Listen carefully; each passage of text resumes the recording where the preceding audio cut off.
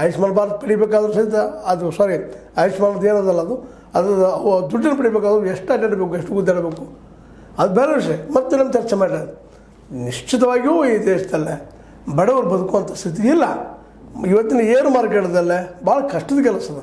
ಅದಕ್ಕೆ ಅವ್ರು ಬೇಡ್ತಾ ಇರೋದು ಮುಖ್ಯವಾಗಿ ಈ ದೇಶಕ್ಕೆ ಬೇಕಾದ 2 ಫ್ರೀ, ಒಂದು ಶಿಕ್ಷಣ, ಇನ್ನೊಂದು ಆರೋಗ್ಯ.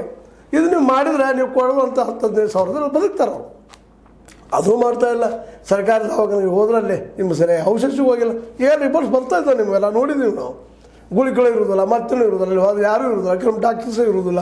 ಇವತ್ತು ಎನ್ಕ್ವೈರಿ ಮಾಡಿಸ್ರಿ, ಎಲ್ಲ ಪ್ರತಿಯೊಂದು ನಡಕೆನೋ ಮಾಡಿದ್ರಿ, ಶುರು ಮಾಡಿದ್ರಿ, ಒಳ್ಳೆ ಮಾಡ್ಲಿಕ್ಕೆ ಸರ್ ಬಂದು ಮತ್ತೆ ಮೌನ ಆಗಿಬಿಡಿ. ವ್ಯವಸ್ಥೆ ಅಧ್ವಾನದ.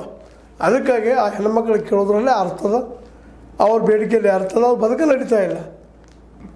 ಮತ್ತು ಸರ್ಕಾರಿ ಸವಲತ್ತುಗಳು, ಸರ್ಕಾರಿ ದವಾಖಾನೆಗಳಲ್ಲಿ ನಿಮಗೆ ವೈದ್ಯರು ಹೇಳಿದಿಲ್ಲ, ಔಷಧಿ ಸಿಗೋದಿಲ್ಲ, ವೈದ್ಯರು ಸಹ ಹೊರಗೆ ಬರೆದು ಕೊಟ್ಬಿಡ್ತಾರೆ. ಸ್ಕ್ಯಾನಿಂಗ್ ಬರಲಿ, ಮತ್ತೆ ಬರಲಿ, ಹೊರಗೆ ಔಟ್ ಔಟ್ ಔಟ್ ಔಟ್. ಇಂಥ ಪರಿಸ್ಥಿತಿ, ದುಸ್ಥಿತಿ ಈ ಮಹಿಳೆಯರ್ತದ.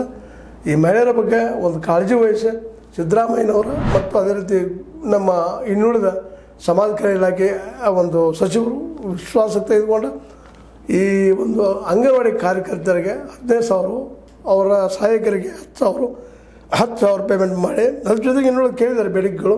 ಕೆಲಸ ಹೆಚ್ಚಾಗ್ದಂಗೆ ಮಾಡಿರಿ ಅಂತ ಇನ್ನೊಂದು ಕಡೆ ಹೇಳ್ಕೊಂಡಿದ್ದು, ಹೆಚ್ಚುವರಿ ಕೆಲಸಗಳು ಬೇಡ ಅಂತೇಳಿ. ಅದು ನೋಡಿರಿ, ಯಾಕಂದರೆ ಎಲ್ಲ ಕೆಲಸ ಮಾಡ್ತಾ ಇದ್ದಾರೆ ಅವರು. ಹೆಚ್ಚು ಬೇಡ ಅಂತ ನಮ್ಗೆ ಹೇಳಕ್ಕೆ ಆಗೋದಿಲ್ಲ, ದುಡಿಲಿ ಆದಷ್ಟು.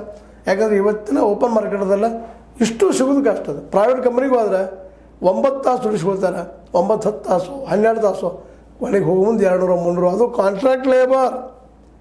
ಒಬ್ಬ ನಡಕಿರ್ತಾನೆ ಏಜೆಂಟ, ಅವ 500 ತೊಗೊಂಡು ಅದ್ರ ನಿಮಗೆ 300 ಕೊಟ್ಟು ಕಳಿಸ್ತಾನೆ.